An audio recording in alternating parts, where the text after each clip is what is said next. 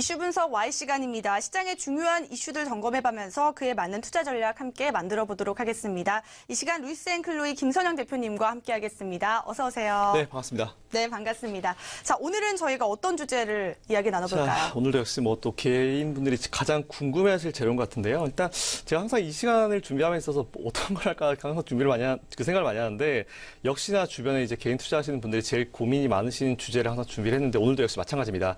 자, 오늘의 제목은요, 중소형주는 과연 언제쯤 움직일 것인가라는 일단 제목을 준비를 해봤는데요.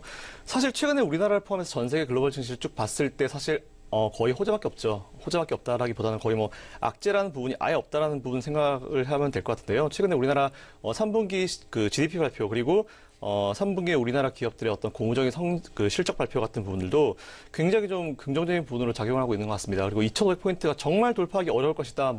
2,500 근처 가면 또 밀릴 것이다라고 생각했었는데, 오히려 2,500포인트를 돌파한 이후에 오히려 어제 정말 더 강한 모습 보여줬고요. 사실 오늘은 좀 밀리고 있는데 이건 제가 나중에 다시 말미에 설명드릴 거고요.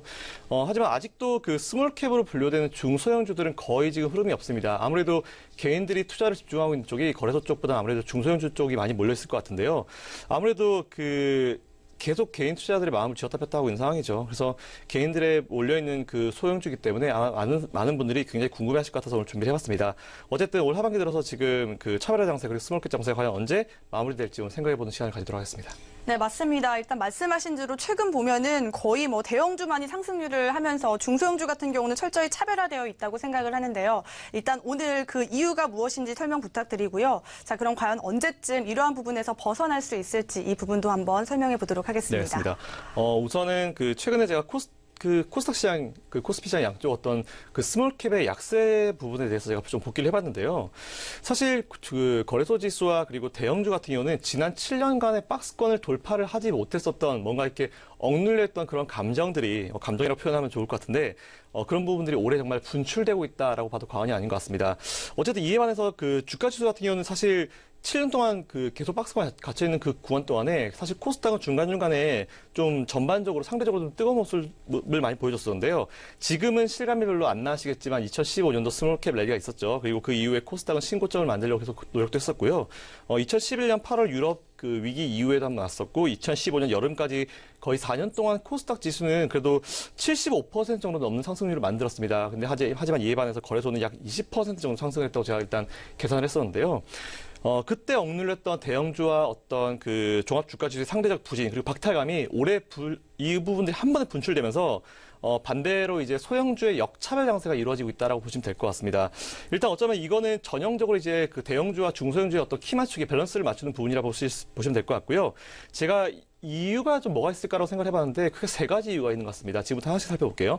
첫 번째는 인덱스 펀드 투자 비중 확대인데요. 잘 아시겠지만 작년 초에 연기금이 이제 패시브 전략으로 바꾸면서 인덱스 펀드의 비중을 확 늘리기 시작했습니다. 그에 따라서 자투 종목들을 다 매도를 하고 인덱스 쪽의 비중을 올리다 보니까 어쩔 수 없이 매도된 현상이 발생하면서 이때부터 사실 차별화 장세의 어떤 시동이 걸렸다라고 보셔도 과언이 아닌 것 같습니다. 이거는 작년에 거래소가 3.3% 올라갈 때 코스닥이 7.4% 밀렸고요. 이에 반해 소형업종 지수는 0.4% 올라갔다. 요거만 보셔도 여러분들 쉽게 아실 수 있는 부분인 것 같아요. 어쨌든 ETF를 통한 인덱스 펀드 같은 부분들의 투자자들이 계속 늘어나면서 인덱스 펀드 자금 자체가 몰리게 된 현상이 만들어졌습니다. 하지만 그렇다 해도 올해 차별화 장세는 제가 생각했을 때 조금 좀 심한 경향이 있는 것 같다라는 결론을 드릴 수 있을 것 같고요. 두 번째 이유는 제가 몇 주 전에 한번 설명드렸던 이유입니다. 양도세 대주주 요건 강화인데요. 요게 미치지 않았을 거다라고는 생각하지 않습니다. 일단 하반기 들어서 낙폭이 좀 강화되었다라는 부분을 생각해 봤을 때 이 부분이 충분히 영향을 줬을 것 같고요. 올해 연말 기준으로 새로운 양도세 대주주 조건이죠. 거래소 기준으로 15억이고 1%, 지분율 1%고요. 그리고 코스닥 같은 경우는 15억에 2%, 여기에 해당한 투자자가 내년 4월 달까지 가지고 있는 해당하는 종목을 매도하지 않으면은 양도세 부과 대상이 되게 됩니다. 여러분들 소액으로 투자하시는 분은 우리 일반 사람들은 잘 모르겠지만, 슈퍼개미들이라 불리는 분들은 한번 매도할 때 우리가 세금을 두게 되는데 그분들 하나 더 냅니다. 양도세를 내게 돼 있고요. 따라서 어쨌든 일단 양도세 대주주로 등재되는 것 자체가 굉장히 불편하다라고 생각하는 분들이 올해 연말 전에 매도한 현상이 굉장히 강할 겁니다. 참고로 과거 2013년, 15년도에 이런 현상이 있었는데 그때 당시에는 매도 안 하고 가만히 있었습니다. 그러다가 연말에 쫙 몰빵 나오면서 지수가 한번 쫙 밀렸던 그런 상황이 있었죠. 어쨌든 학습 효과, 라고 생각하시면 될 것 같습니다. 자, 그런 경험이 있었기 때문에 올해는 이전부터 내년 4월까지 시간이 좀 있지만 이전부터 매도를 조금 하는 부분이 있는 것 같은데요. 사실 이거는 중장기적인 부분을 봤을 때 좀 긍정적인 요인이 될 것 같다라고 일단 말씀드리고 싶습니다. 그리고 마지막 세 번째로 다수 펀드가 지금 포트폴리오가 지금 재편되고 있는 부분인데요. 일단 지난 9월 달부터 10월 달까지 제가 스몰캡 쪽에 한번 전체 차트를 좀 분석해 보다가 굉장히 좀 재밌는 어떤 패턴을 좀 제가 찾아냈는데 요거를 제가 준비한 스크린샷을 통해서 한번 보시겠습니다.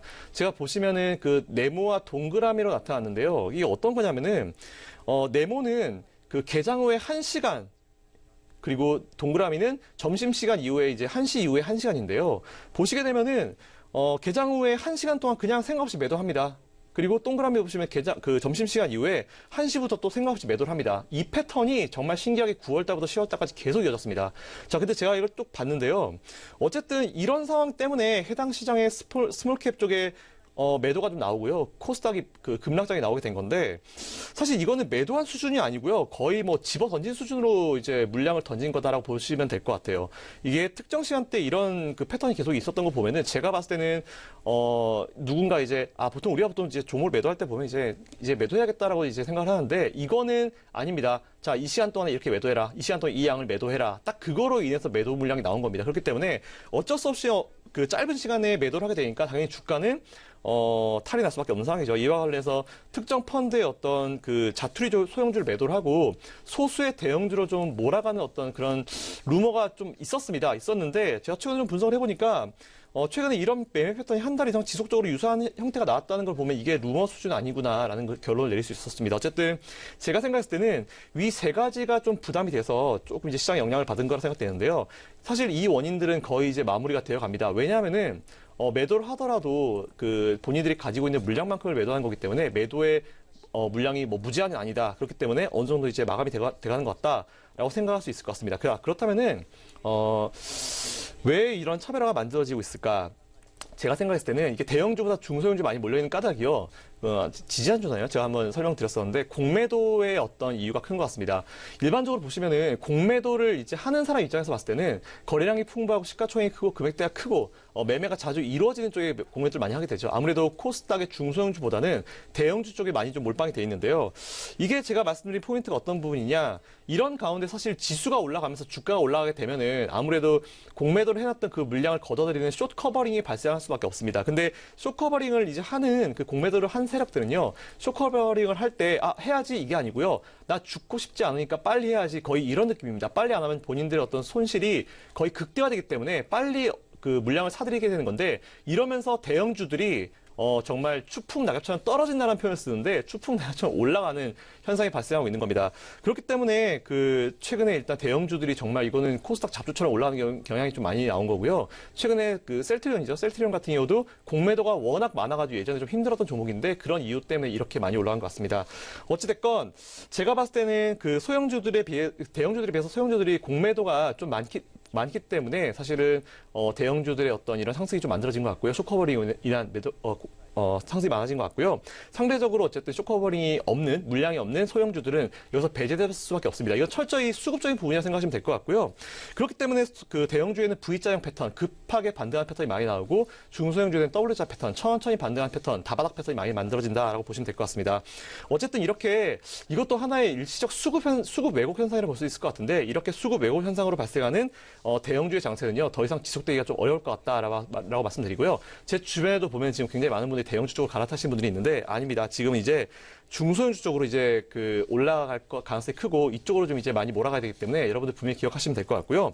대형주 쪽으로 올리는 그 물량의 한계가 이제 거의 드러났습니다. 그렇기 때문에 조만간 이제 중소형주, 특히 저평가되어 있는 소형주 쪽으로 매수를 하셔야 여러분들이 시장에 맞춰서 수익을 크게 내실 수 있는 투자를 하실 수 있을 것 같습니다. 이상 제가 준비한 내용 여기까지 마치겠습니다. 네, 최근 보면 대형주 상승 랠리라고 해도 과언이 아닐 것 같습니다. 그에 비해서 과연 중소형주는 언제쯤 다시 오를 수 있을지 다양한 이유 알아보면서 분석해보는 시간이었고요. 저평가되어 있는 이 중소형주도 눈여겨보시면 도움 되실 것 같습니다. 지금까지 이슈 분석 Y시간이었고요. 루이스 앤클로이 김선영 대표님과 함께했습니다. 고맙습니다. 감사합니다.